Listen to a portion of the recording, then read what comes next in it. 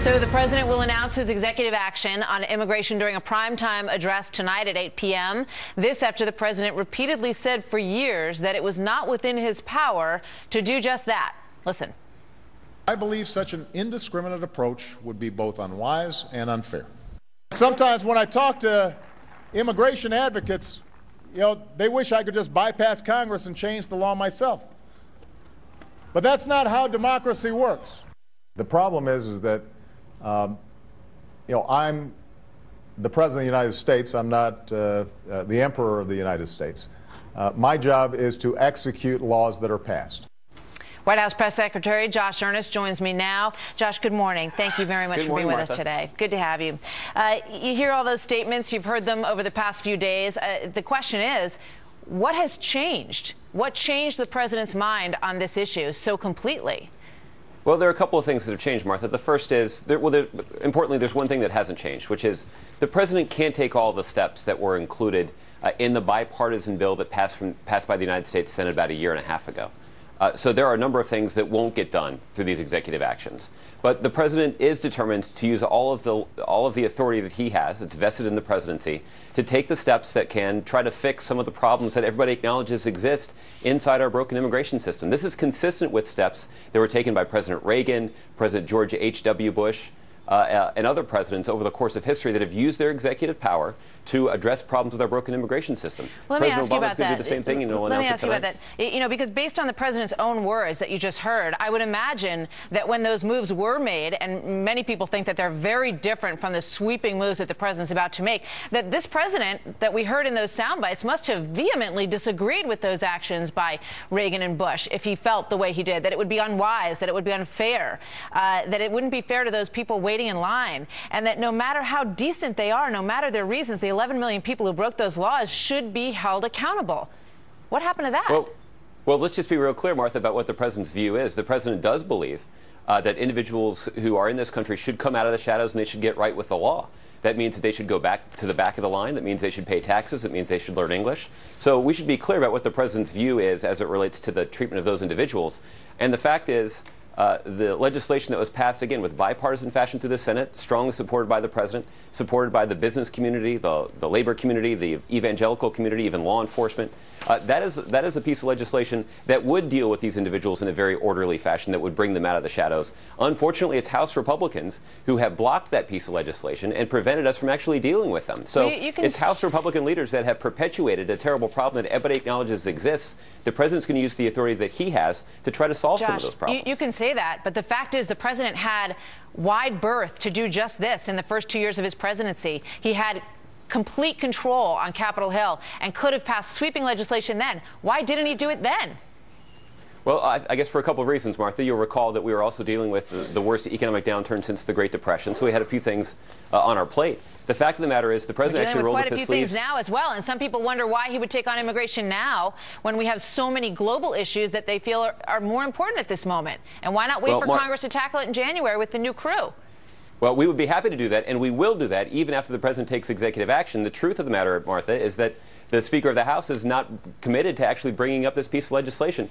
That's why we're in this place in the first place. The president actually did roll up his sleeves, sit down and work with Democrats and Republicans in the Senate to pass a bipartisan, compromise, common-sense piece of legislation that'd be good for the economy, that'd be good for reducing the deficit, that would make a historic investment in border security. That's why the business community, the labor community, the law enforcement community, even evangelicals support that legislation. It's being blocked by House Republicans right now. So the president's going to take whatever. The question becomes, that may be the case, exactly as you're saying. But the question becomes, the president said before that he simply didn't have the authority. He said, I'm not an emperor. I'm not a king. As much as I might like to change these things, if I don't have Congress on my side, I simply can't do it. And yet that's exactly what he's doing now.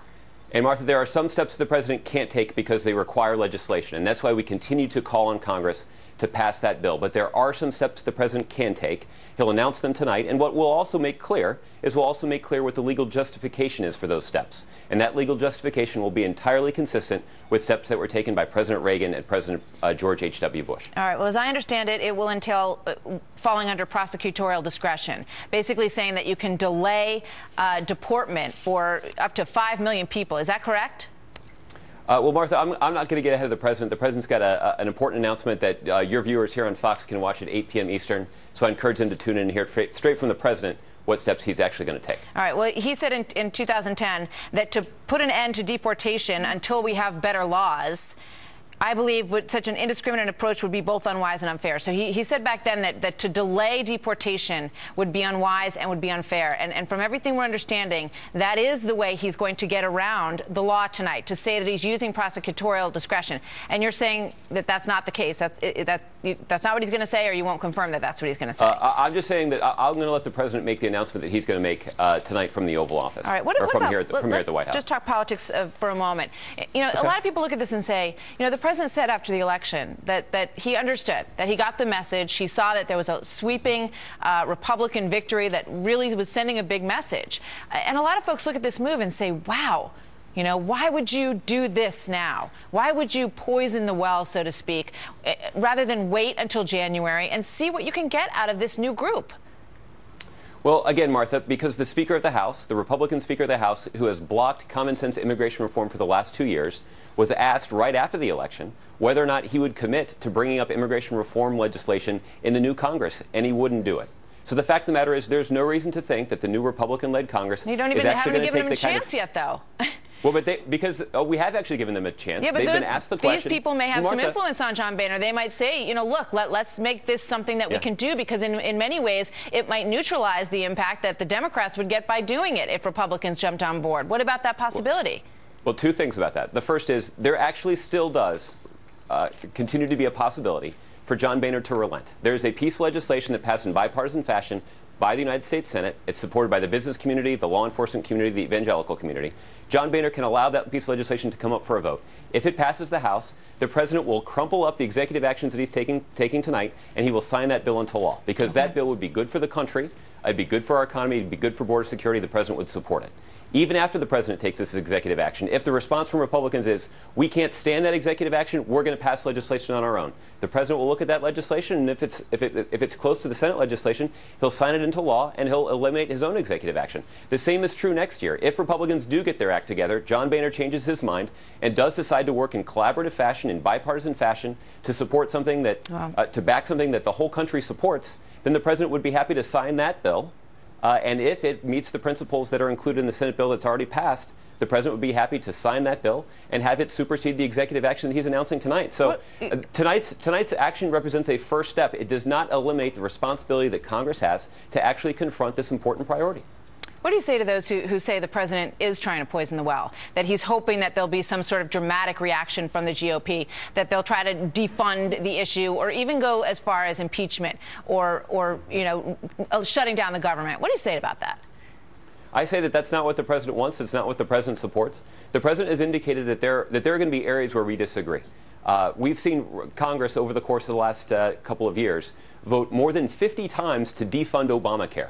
And not once have you heard me or anybody else who works in a senior position in this administration come forward and say, that has poisoned the well, and because of that vote, we're no longer going to work with House Republicans. That is a completely unreasonable position. We're going to disagree on things. I'm not suggesting that Republicans should fold on their principles. What I'm suggesting is we shouldn't allow a disagreement over one issue to be a deal breaker over every other issue. All right. We can try to work together on tax reform. There's some common ground to be found there. The president is a leading advocate of trying to open up overseas markets for American goods and services. He just spent a week in Asia trying to do that. We can work with Republicans over trade.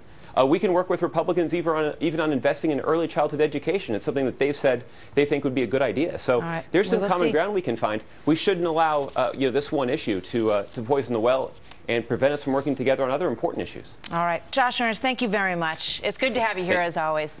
Thanks very much. Thank you, Martha. You covered a lot of ground, Martha. We're going to continue this discussion. Republicans are already up in arms over this. Indiana Governor Mike Pence is one of them. His reaction live next.